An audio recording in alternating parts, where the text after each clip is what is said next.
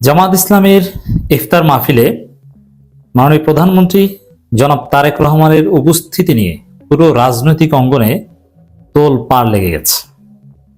এখন এই মুহূর্তে সোশ্যাল মিডিয়ায়, মেইনস্ট্রিম মিডিয়ায়, হাটে বাজারে, গ্রামে গঞ্জে, ঘরে সর্বত্র আলাপ একটাই, জামাতের ইফতার মাহফিলে মাননীয় প্রধানমন্ত্রী তারেক রহমান গিয়েছেন। এটা ইতিহাসের একটা মাইল ফলক। This is first time in the history. আমি এই দৃশ্য দেখে সংক্ষিপ্ত সময়ের মধ্যে একটু খোঁজাখুঁজি করার চেষ্টা করলাম, একটু গবেষণা করার চেষ্টা করলাম যে ইতিহাসে এরকম কখনো ঘটেছে কিনা যে বিরোধী দলের আয়োজিত ইফতার মাহফিলে প্রধানমন্ত্রী যোগ দিয়েছেন। না, this is first time in our history. হ্যাঁ, অতীতে জামাত ইসলামের ইফতার মাহফিলে খালেদা জিয়া গিয়েছেন, কিংবা সরকারি দলের ইফতার মাহফিলে বিরোধী দলের প্রতিনিধি গিয়েছেন, বিরোধী দলের ইফতার মাহফিলে সরকারি দলের প্রতিনিধি গিয়েছেন। মন্ত্রীদের ইন্টারাকশনের অনেক তথ্য আমি পেয়েছি, কিন্তু প্রধানমন্ত্রী স্বয়ং বিরোধী দলের ইফতার মাহফিলে হাজির হয়েছেন। This is first time. তবে দাওয়াত দেওয়ার ঘটনা অনেক ঘটেছে, কিন্তু উপস্থিতির ঘটনা এই প্রথম। এজন্যে ক্রেডিট তারেক রহমানের। এবং এই ইফতার মাহফিলে উপস্থিত হওয়ার গভীর তাৎপর্য রয়েছে রাজনীতিতে। বাংলাদেশ সত্যিকার অর্থে একটা নতুন বাংলাদেশ। এই বাংলাদেশে আওয়ামী ফ্যাসিস্টরা নেই, থাকবে না। এই ইফতার মাহফিলের যে দৃশ্য, এটা দেখে সরকারি দল, বিরোধী দল, পারস্পরিক প্রতিদ্বন্দ্বী এটা মনে হয়নি। আমি একটা ইউরোপ আমেরিকার যে একটা সভ্য কালচারের ঘ্রাণ পেয়েছি এখান থেকে। এক বিরল দৃশ্য, বিরল ইতিহাস। বিএনপি জামাতের মধ্যে এক বিরল সমঝোতা হয়েছে, সেটা এখানে স্পষ্ট হয়েছে। কি সেই সমঝোতা? যে সেই পুরনো রাজনৈতিক কালচার, সরকারি দল বিরোধী দল ধাওয়াধাওয়ি করো, একে অপরকে মারো, সরকারি দলকে কথায় কথায় ডিস্টার্ব করো, বিরোধী দলকে ধরো, এটা বিএনপিও করবে না, জামাতও করবে না। এই বিষয়ে আন্ডারস্ট্যান্ডিং হয়েছে। এমনকি শুধু it's not only between Jamaat Islami and BNP, not only between Tarique Rahman and doctor Shafiq Rahman, amongst all political parties existing in Bangladesh now, except Awami League and their দোসর।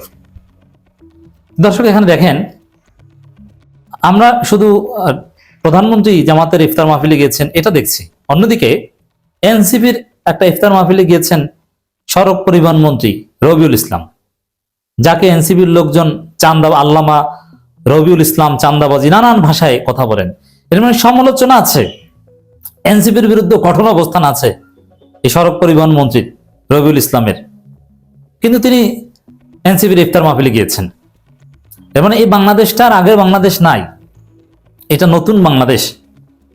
এটা একটা সমঝোতার বাংলাদেশ। হ্যাঁ, এই সমঝোতা, এটাকে বলে সোশ্যাল কন্ট্রাক্ট, সামাজিক চুক্তি হয়েছে যে না, তার বাংলাদেশটাকে গড়ে তুলবে।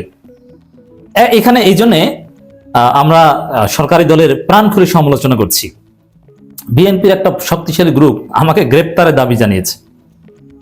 আমি বিএনপির হাইকমান্ডের সাথে আলোচনা করে যেটা দেখলাম যে না, তারা অ্যাপ্রিসিয়েট করছে এবং ওয়েলকাম করছে যে সমালোচনা যত ইচ্ছা তত করো, কোনো সমস্যা নেই। সত্যিকার অর্থে একটা নতুন বাংলাদেশ, হাজারো ব্যর্থতা। এখানে জামাত ক্ষমতা আসলে যে একদম রাতারাতি সব উন্নতি হয়ে যেত তা না, অনেক সমস্যা হয়তো একটু তাড়াতাড়ি সমাধান হতো, দুর্নীতি থাকতো না, আন্তরিকতা ঠিক আছে, কিন্তু বাংলাদেশের মানুষেরই তো সমস্যা। বাংলাদেশের মানুষের কালেকটিভ ডেভিয়েশন, সেই জায়গায় অবস্থার একদম কাঙ্ক্ষিত মানের উন্নতি হতে সময় লাগবে। কিন্তু আমরা যেটা দেখছি সত্যি অসাধারণ। জনাব তারেক রহমান জামাতের ইফতার মাহফিলে গিয়েছেন এবং ডাক্তার শফিকুর রহমান বিএনপির ইফতার মাহফিলে যাবেন।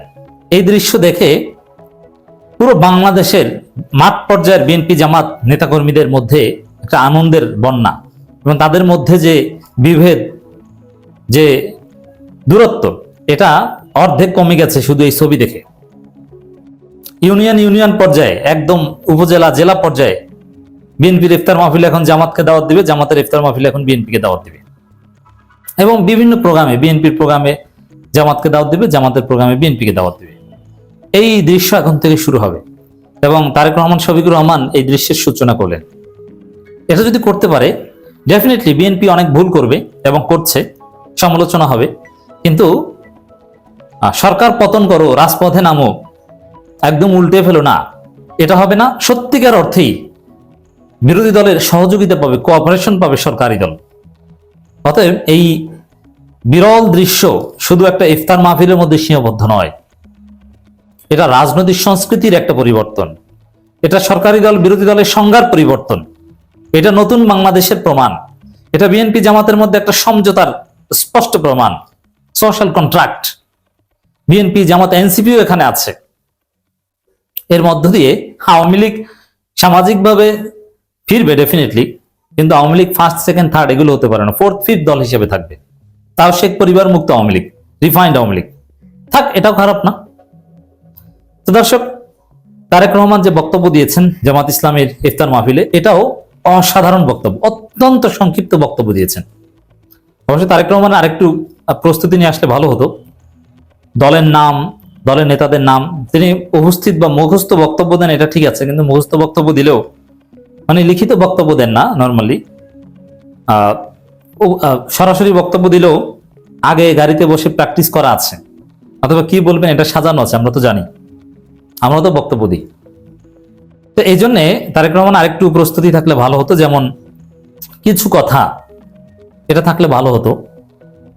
যেমন জামাত ইসলামের নামটা সুন্দরভাবে উচ্চারণ করতে পারেননি, বাংলাদেশ জামাতে ইসলাম না, বাংলাদেশ জামাতে ইসলামী, তো এটা বলা উচিত নাম্বার ওয়ান। দ্বিতীয় হচ্ছে জামাতের আমির ডাক্তার শফিকুর রহমান, নায়েবে আমির, মানে এই উচ্চারণটাও এগুলো যথাযথভাবে বলতে পারেনি, গুলিয়ে ফেলেছেন। এগুলো একজন স্মার্ট, তারেক রহমান কিন্তু স্মার্ট প্রাইম মিনিস্টার। আমরা ইন্টারবাস বলি আর যাই বলি না কেন, তিনি কিন্তু সুপার স্মার্ট প্রাইম মিনিস্টার। আমি ভেবেছিলাম যে তার আগে ইংরেজিতে লেকিংস আছে, কিন্তু না, অত্যন্ত চমৎকার ইংরেজি বলেন এবং সুপার স্মার্ট প্রাইম মিনিস্টার, কোনো সন্দেহ নেই। I must appreciate it. সমালোচনা করব, কিন্তু তিনি চলন বলনে ভাবে চেহারায় একদম ইউরোপ আমেরিকার ইয়াং প্রাইম মিনিস্টারদের মতো একটা ছাপ লক্ষ্য করছি। তো এই জন্য একটু প্রস্তুতি নিলে আরো ভালো হবে মনে হয়। তো এখানে তারেক রহমান যে বক্তব্য দিয়েছেন, সেই বক্তব্যের মধ্য দিয়েও একটা নতুন বাংলাদেশের বার্তা প্রতিচ্ছবি দেখা যায়।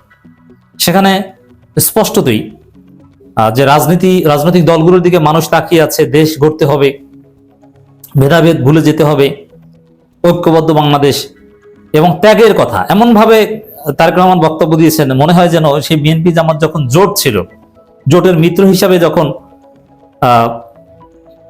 একদল আরেক দল ইফতার মাহফিলে যেত, তখনকার যেরকম কথা বলতো, তারেক রহমান অনেকটা এরকম কথা বলেছেন। ত্যাগের যে ইতিহাস, এই গণতন্ত্রের উত্তরণের জন্য যে এত ত্যাগ, মানে বিএনপি জামাত যৌথভাবে সফল হয়েছে, বিজয়ী হয়েছে। এই নির্বাচনে বিএনপি জিতেছে, জামাতও জিতেছে, কেউ হারেনি, এটাই বাস্তবতা। হেরেছে ফ্যাসিবাদ, হেরেছে ষড়যন্ত্রকারীরা, বিএনপি জামাত জিতে গিয়েছে। তারেক রহমানের বক্তব্যে ঠিক এরকম একটা প্রতিচ্ছবি ছিল। তো আমার মনে হয় মাঠ পর্যায়ে বিএনপির যারা সন্ত্রাস করে, চাঁদাবাজি করে, এদেরকে দমন করতে পারলে বাংলাদেশ তার মঞ্জিলে মকসুদে যাচ্ছে।